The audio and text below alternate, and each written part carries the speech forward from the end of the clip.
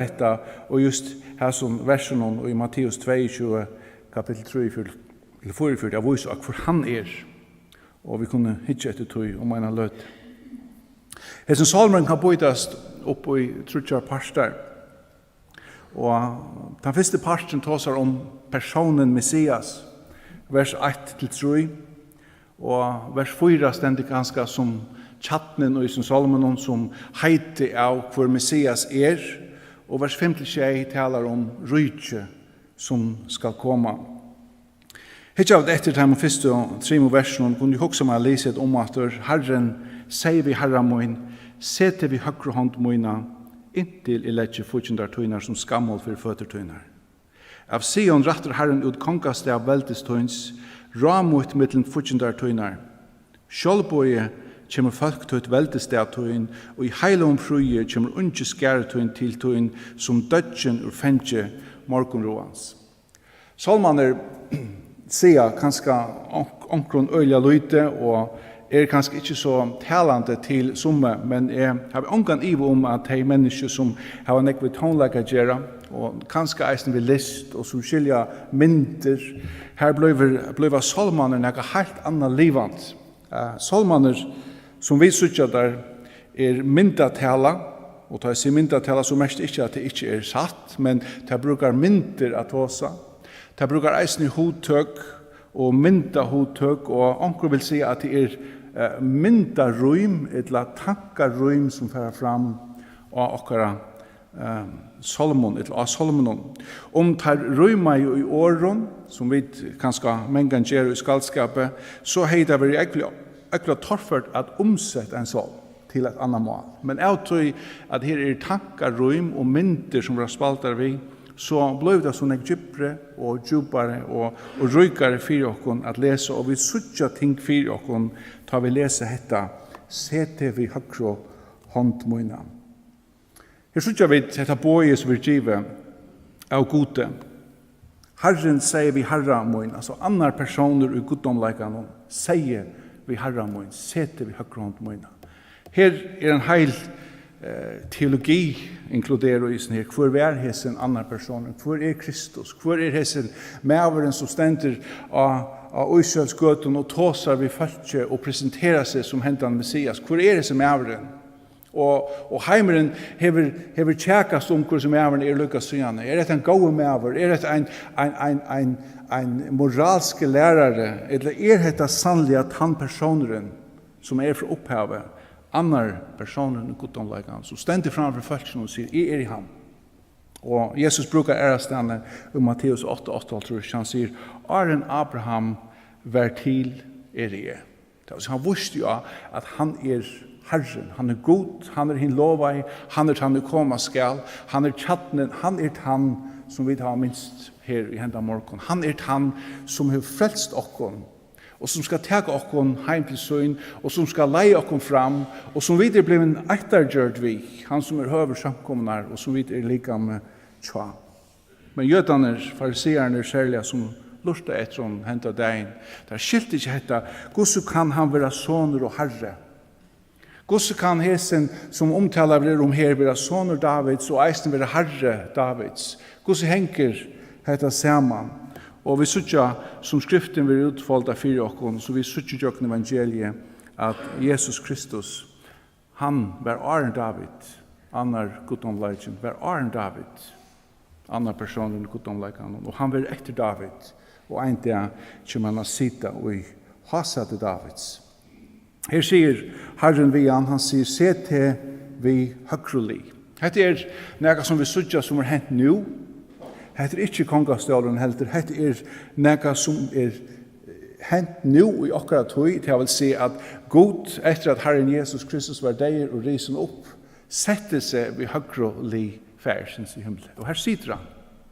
Og han sitter her I mer enn 2000 år. Og på et eller annet tørspunkt frametter, så får han reisa seg og sette seg I en annan kongastål, eller I en annan stål, og en fotaskammel, eller et eller annet vil lagt under føtter hans, alle heimeren vil lagt som fotaskammel under føtter hans. Ta I Rekul døyr, 1. Mosebok, 35, vers 18, ta stendur hetta at han andaist. Det var altså deg henne, gav hon og navnet, her tås han om Benjamin, gav hon og navnet Benomi, eller Benoni, men feir hans gav hon og navnet Benjamin. Og her er et åraspel av navnen Punslossoner, Benoni, Etnossoner, Benjamin. Og etter her er det mynden av Herren Jesus Kristi, Punslossoner. Han hekka Golgata 3 4 okken, han døg 4 okken. Han var Punslossoner, men nu er han Etnossoner. Og mynden her er at hesen er soner av høyrehånd. Han skal sitta vid høyreli. Han er lika verder som han som han sitter til høyrehånd. Det vil si han er god sjálvur. Og en dag så skal heimeren være lagt under føtter hans som fotas gammel. Og så skal det være i 1000 år. Hebreabrev kapittel 20 talar om dette at han er færen. Og han er båret synder okkara framfor færen. Stendur i vers 12 og 13. Men han er båret fram et offer for synder, og er så gjerne vi alla sett seg vid høyre hånd Guds, og bojar nu best etter at fortjender hansara skulle være lagt ur honom, eller lagt ur foten hansara til skam. Det vil si at en dag så var en brøyting. Det var en brøyting og ikke frelseverkene, ikke i nøyene, men Guds god for å virke, og Guds Herren for å råa, og for å søtja han øve seg enn vi tar hukt etter honom her i morgen. Det er og i hesson fria rydtje som vi deisen leser om ærasten i skriftene. Det stender i vers 3 at det er en bølgur som for sjálvbøyen å koma veldes det hansara. Og det stender i heile om prøyet om unge skæretøyen. Mynden her av en ung skære er til at han er mektiger, han er stersker og han er nudger. Vi som er ferdig på måltrus og tid som er ferdig på vel på måltrus, det er vel kanskje sin arbeidsjokken, men dette ombår styrke veldeskærsøyen, og han kommer som dødgen ur fengje morgenråans. Jeg vet ikke om at det taler nekv til okken, har vi brukt slug år, men tonleggerlige og myndelige at øye vekorsmål, som dødgen ur fengje morgenråans, nytt, kraftmydd. Hette er ikke vidt, tror jeg at skriften lærer okken øye greit, at vi skulle være tidsen heim åren, hesa tøyina. Hette er hansara folk, ta utvalda folk hansara som er jødaner, og ta talar om ein dag, ta hesen skæren skal sjálvveljer velge han. Hesen skæren som i dag ikkje vil velge han. Vi er ekvelia gå ved jødaner, ta er et vittne om Guds heilaleika på en ekva mat, og at Gud gjer til som han lovar. Men vi vet etter et hardt vunnet folk. Men ein dag skulle tarra gjørst og eisne være brøtt, de som etter er Zacharias kapittel 12 vers 20 taler om dette. Men iver hus Davids og iver de som i Jerusalem byggva skal I helle ut nøy anda og bønar anda. De skulle vente egnen mot I honom som de har stund I jøknen. De skulle syrge han som ein syrger einasta sånsøyn og gråta sorglig etter han som ein græter etter frumborna søyn. De skulle djeva seg iver til Herren Jesus Kristus. Og da han løtan henter, ta for enda klokkan I gongt atter, som hever vi endan a gjer. Henda klokkan som vi boi etter, og som vi gleder okkur til, at sutja at han kjemur sin velte at råa, okkara konkur. Han som vi kom at tjena og virka saman vi, og tjokken hesa tøy som kjemur. Vers 4 er tjatnen som vi sier i som Salomon, Herren hever svår at han skal ikkje engra til to er prester I allar ævra, samme hatt som Melkisedek. Jeg undrer meg iver hva David hever hoksa at han skriver dette. Jeg vet ikke hva han vite om hendan presten, hendan kongen I Salem, Melkisedek, som omtaler I 1. Mosebok 14. Men også hever hessen personer ikke haft så rævstående tøytning I jøda-teologiene og jøda-hoksanen om. Men akkurat har vi gjørst, og anden til som vi gjørst det, andre personer I guddomleikene, har først håndene til David å skrive hette navn inn I søvn her I Salm 120. Og hetta navnet kommer opp etter 17 I Hebreabraunen kapittel 5-6, hver det lukkar som utlegger meir om henta personen, at hetta peikar av Herren Jesus Kristus. Ta I hese bæge heitene, konger og prester vera sameint Og han kommer råa, bæg som prester og konger. Da David har skrivet dette, har dette oiva lukka som åpna nøkker eio tja jøden og taimon som har granska skriftene, tror jeg at det har lukka som ser dette for framman. Og dette lukka som spøker atter hendan ideen at kongadømme, kongavelte og prestavelte skal bli eit og råa og være fullkomme. Så vi sutja i endan av Gamla testamentet og i Sakarias kapitel 6, 500 år 18 av David, at her atter er profeti som kommer fram, som taler om at det skal komme saman. Det stender i vers 12-13. Tag vi gav og hinn herlato, fra Heldai, Tobia og Jedaia, fer sjolver og ta ut det inn til Josias, sine Sefenias, to her her kommer ur Babel. Tag vi silver og gudle fra Taimon, og gjør krono, og set her av høtt Josva, sonar Josadaks høvesprestens. Det vil si en dag skal det være sameint. Og herfra og frametter, nå støvan brøyt. En brøyting. Herren brøyts ikke. Han en samme, og i ødlom sønne trofaste, i alle sønne dørt, i ødlom sønne goddomleika, men nå en brøyting tøy. 200 år 18 av David, det vil si at 300 år, åren hese profeti kommer til Sakarias, så sutja vi at Osias, lukka som kanskje hever fæta neke av heson, at dette skal samlas saman. Så det stender at som han fikk og vakses under velte, 17 Kronikebok, kapitel 26, vers 15-21, han vakses under velte, han ble en mektig konger, men det stender at så kom Hukmo inn i liv hans, og han misbreit seg. Han var herran om godesønnen og løyen og får inn i halvdom herrans at brenna røygelse og røygelsesaltaren. Men Asaria prester får inn 18 honom, og vi honom fors av presten herrans djervermenn. Der sti opp imot i Usias i kongi og søtte vi han at offra herran og røygelse hører ikke ter til Usias. Men presten, sonen Arons, som er i halgar til at offra røygelse, fer ut ur halvdom til to hever vært åløyen til å få et ongan heier av tøy fra god til herran. Og vi kjenner søvnene at han ble spedalskur fra tøy løto, tøy at han hei misbrott seg. Så en lydelig myndvær, en lydelig eia var åpna til at dette skulle sameinast. Men enn ligger dette fyrir framman. Atter til Salm 120, så sutja vi fra vers 5 til 6, dette messianska rydje som skal komme. Det stender Herren under høyre litøyne sårar kongar reide syns. Det vil si han som under høyre liene. Det vil si her taler det om Messias tar han for å døme, tar han for å komme atter. Etter bortstrekningene, etter å videretidene heim av være til honom, tar han kommer atter ur skøynen, og han kommer og skal sette føddersøyner her av hjørnet. Da kommer han å døme. Og her standa 4 setningar, 4 reande setningar, hva det for å hente av Taimon døven. Hetter tar han teker sete som konkurs. Konkurjødene, herre okkara, prester okkara, og eisen konkur okkara. Og til 4 setningar som vi kunne lese her, det stender, han sårar kongar vreie det søgn. Han helder dom om mittlen hetningarna. Han sårar hødd om hina vujogjør, og ur løtjen drekker han av enom. Hette ganske ta nærmast som David, da han har skrivet hette, har haft en mynte av og en fætan av øysen i ekno tøy. Tøy at hoksa vi om David og ta rydje som kommer etter David, så vet vi at Salomon, soner hans, kommer å sitte av tronene og heter en mynd og på fria rydje som skal komme. Og vi vet at Salomon, soner Davids, fikk øyligt velte. Og at David lykkes som bæna i veien han ikke man hatt fyrir han.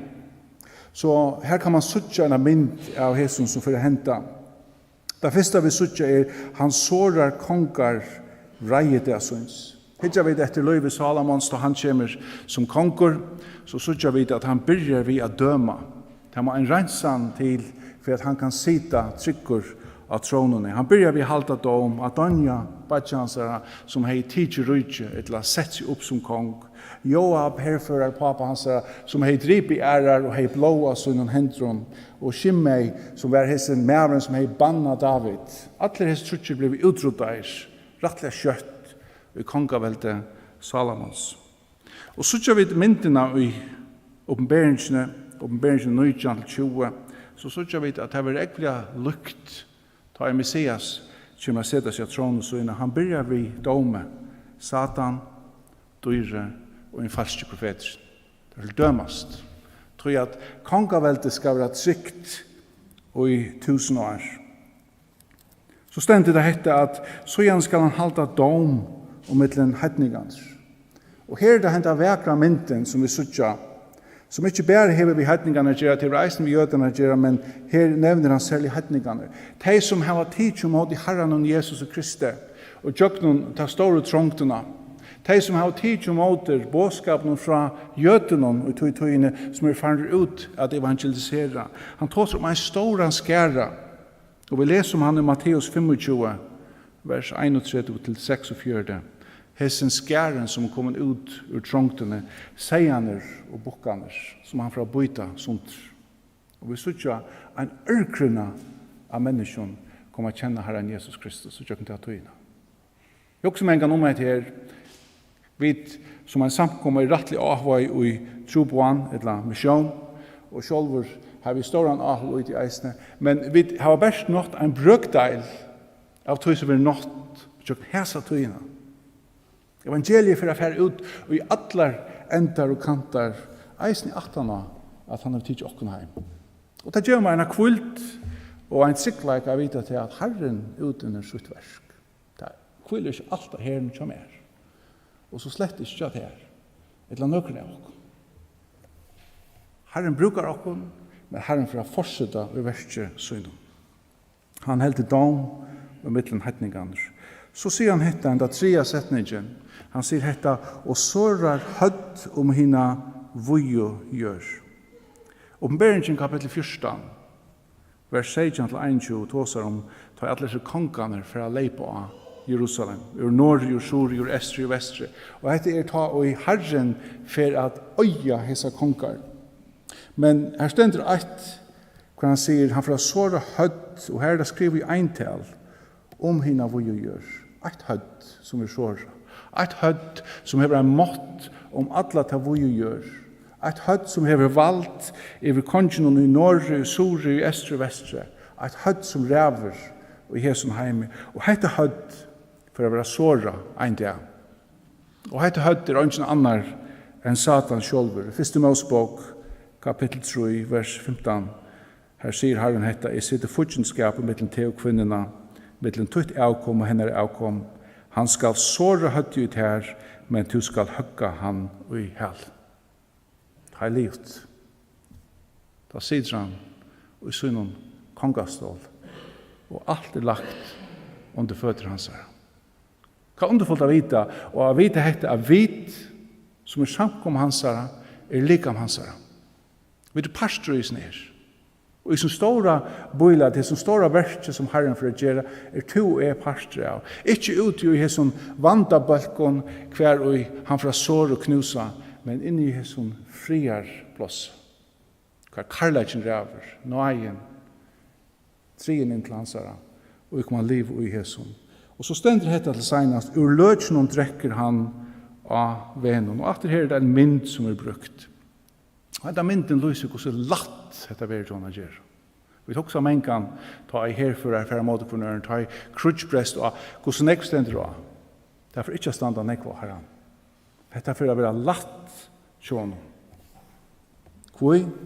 Tog siren er langt vunnen. To er vi sier herran som langt hever vunnet. Det er en søva om en målning av Moritz Retz som kallas Telvarner. Og enda søvan er øyla gommel, hon er fra 1898, halt i fyrst før hon var satt, og jeg vet ikke om hon øyla passar, men det stender i hese søvan om at heter en mynd som var måla, og hon henger i en målninga framsynning, og heter en telvar, en unge maver som telvar mot Satan. Og innsatseren er sval hansara. Og han sitter i døper hoa og hikker etter talborren, og mynden er av Satan ved en smule som hikker etter honom. Jeg har vunnet. Og søvann greier fra at en maver som heter Paul Murphy, en stormeister, kommer inn i hessa målninga fram førstene, og han stekkar ved en av målningen, tog han talvar, han telvar, og han skilfyrst ned. Og han blir ved å stekka atter her, og så får han vujar, og han kommer atter, og folk gengar forbi, og knapplega byrjar han å grøyna. Han byrjar å grøyna etter disse myndene, og anker kommer forbi og sier, hev du ikke viring 4000 ganger fyrir sier, hvor grøyner du etter disse myndene? Han sier, nei, hikk etter borene. Her som unge mæren skal bare flyta ein prikk, så vinner han talv. Så hinn tapt. Og som folk samlar seg om han hukte etter målningen, så sa hessen latren ut til Satan nekv vanaligere ut. Han sa ikke så sierstrykker ut, og den unge personen, det sa ut som han hei mer vogn i egen, tror at han var langt av vinnarholden. Og vi lever i en tøy hver, det ser ut som Satan hever så størst valgt, og det hever han av menkan hatt. Det ser ut som han hever kvarskrattek okken, og at han vinner sier her og her. Men verleggen vi sier herran. Han som enda skal vi ødlån under føtter synar. Alt okken tar være hikk etter borren. Hikk etter borren.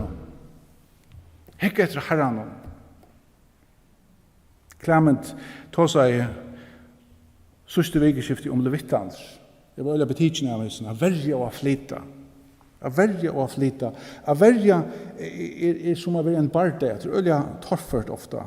A flyta er øyla pointfullt. Jeg vil fyrir nekvar brøyting og sørste min løyve, og takk for det be for meg og alt det her. Men jeg husker meg om et her. Vi liva og i en brøytingartøy. Jeg og du skulle være brøyt. Samkom okkar er ganske eisne av nekvan hatt, nekva brøytingar som henta. Til vi må tilgi okkar bei så og så som vi lever i oss heime. Ikke til å leve i synd, men til å kunne ombå han av rattan hatt. Alt og jeg og du kjenner skal egentlig være brøyt totalt. Og vi skulle være ved honom. Og det var alt gjør for en prikk. Da han råper etter oss. Og vi får heim å være til honom. Men vi kommer å vise i alle brøytingar som Herren gjør, brøytingar til det bedre. Vi skulle få at enda. Heilige God, vi takker deg for at du har brøyt mot liv, du har frelst meg, du har drivet meg ur undergrunnsgrøvene og sett meg av kletten her. Takk for at hver eneste en som er inne her i dag, som har sett ut alle dette til, en brøytarstøv. Det i Kristus her. Takk for Herre Eisen at dette ligger okken opp i å være brøyt daglige, som vi skå inn i andlet ut og liva for Asjon til inn i her. Og takk for Herre at vi tidsja fram og måtte til deg til det var en total brøyting til vi skulle være vidt her og i alle ræver her. Takk for at vi da kunne minst det i henda morgen, minst Golgata og minst her alt største i her. Og her og i Karlage tøyn, Karlage okkara var byrstur til tøyn her. Takk for samkomna, takk for dette likam, og takk for at vi tar et underfullt høtt som sitter vi høyre liv færsens i himmelen. Signa kvann einstakene i dag, og signa eisne til tiltøk som fører fram, og tjøkken deg, om du bøyer ved å komme Herre, og be god om at du frelser menneske, lukka menneske og styrk menneske. Og i Jesu navn. Amen.